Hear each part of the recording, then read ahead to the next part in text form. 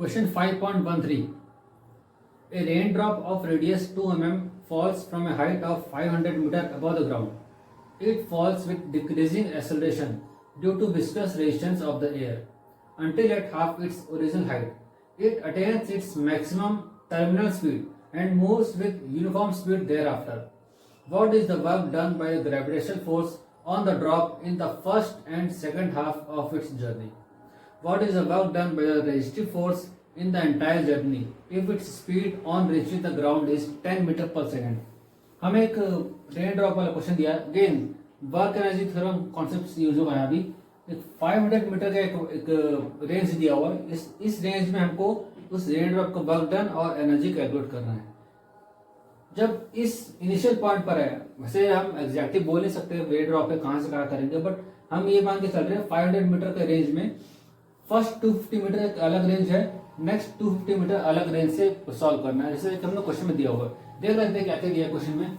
First of all radius of rain drop दिया हुआ है 2 mm, मतलब 2 इंटू 10⁻³ मीटर, और दिया हाइट, टोटल हाइट दिया 500 मीटर, मतलब 250 प्लस 250 कैलकुलेट करना है हमको, ठीक है। और उसके बाद और दिया है हमको हाँ वेलोसिटी दिया हुआ है जब ग्राउंड पर रीच करता है 10 मीटर पर सेकेंड। तो हमको यहाँ दो तरीके से सॉल्व कर सकते हैं, बट हमको सॉल्व जो करना है वर्क एनर्जी थ्योरम अप्लाई करना है यहाँ पे, वर्क एनर्जी थ्योरम। इसमें क्या होगा, net work done is equal to change in kinetic energy. Net work done कौन कौन सा है, एक work done due to gravitational plus work done due to resistive force is equal to change in kinetic energy. इसको हमको use करके solve करना है इस क्वेश्चन को, ठीक है। तो एक एक करके हम सॉल्व करते हैं। अलग अलग दो हाइट्स है, हालांकि हाइट अलग भी है क्वेश्चन में, बट सॉल्यूशन एक तरह से ही होगा, एक जैसे ही होगा सॉल्यूशन। देखते हैं कैसे होगा। हमको वर्क डन कैलकुलेट करना है। वर्क डन होता है, बहुत शुरू से हम करते आ रहे हैं, mgh। इस फॉर्मूले का यूज करके पूरा क्वेश्चन सॉल्व हो जाएगा, ठीक है। इसमें हमको height gravitation acceleration due to gravity पता है, हाइट पता है 5 to 50 मीटर, दो बार अलग से एक साथ भी कर सकते हैं, बट मास हमको कैलकुलेट करना पड़ेगा। कैसे कैलकुलेट करेंगे, हमको पता है डेंसिटी होता है मास अपॉन वॉल्यूम।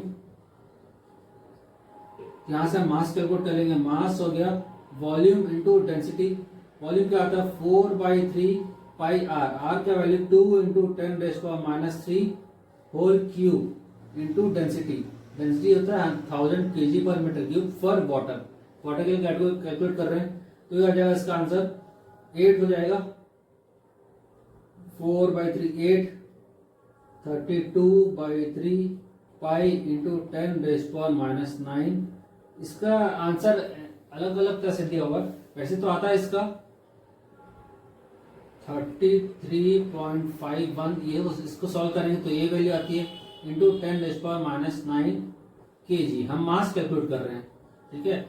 हाइट, अब यहां पर हमको वर्क डन निकालते हैं। वर्क डन हमारा हो जाएगा इज इक्वल टू mgh।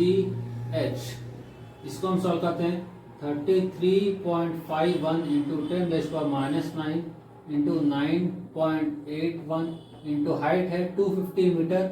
एक बार के लिए, दोनों बार के लिए सेम ही आएगा आंसर, ठीक है। तो 33.82184 इंटू 10⁻⁹ जूल, ठीक है, फॉर वन हाइट 250 मीटर के लिए। अगेन नेक्स्ट 250 मीटर के लिए भी सेम आंसर आता है 82184.1 इंटू 10⁻⁹ जूल।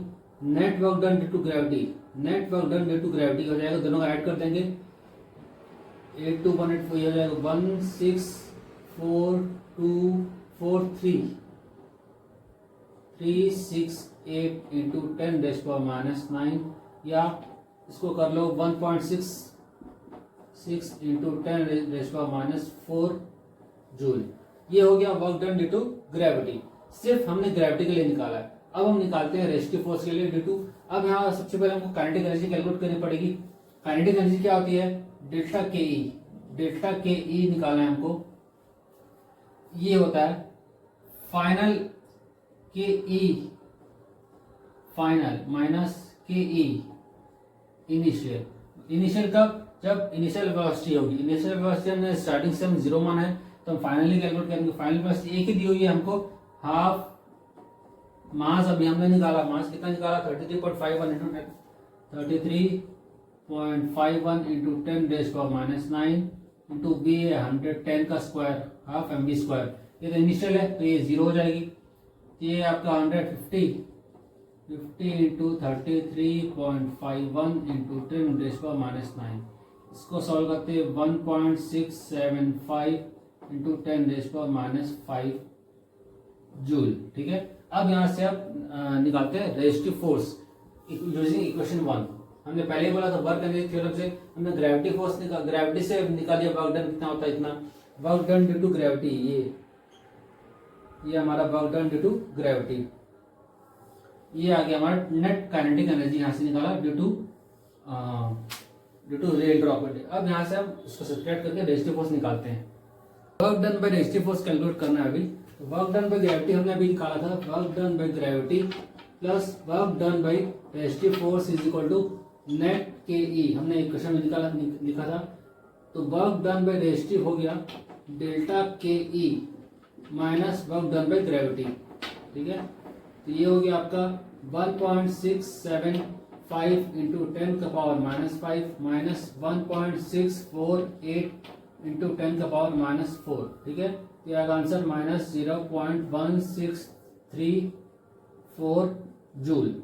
ये हो गया आपका आंसर टोटल। ठीक है, ये आपका सेकंड पार्ट का आंसर है। पहले पार्ट हमने निकाला था 82,184 इंटू 10⁻⁴। ठीक है, ये हमने आंसर निकाला था इसका जूल। इसका first each half for each half. ठीक है, और ये टोटल आंसर एनर्जी का work done by resistive force, work done by resistive force. ये दोनों का आंसर आपका ये हो गया हमारा क्वेश्चन कंप्लीट। ठीक है, नेक्स्ट क्वेश्चन।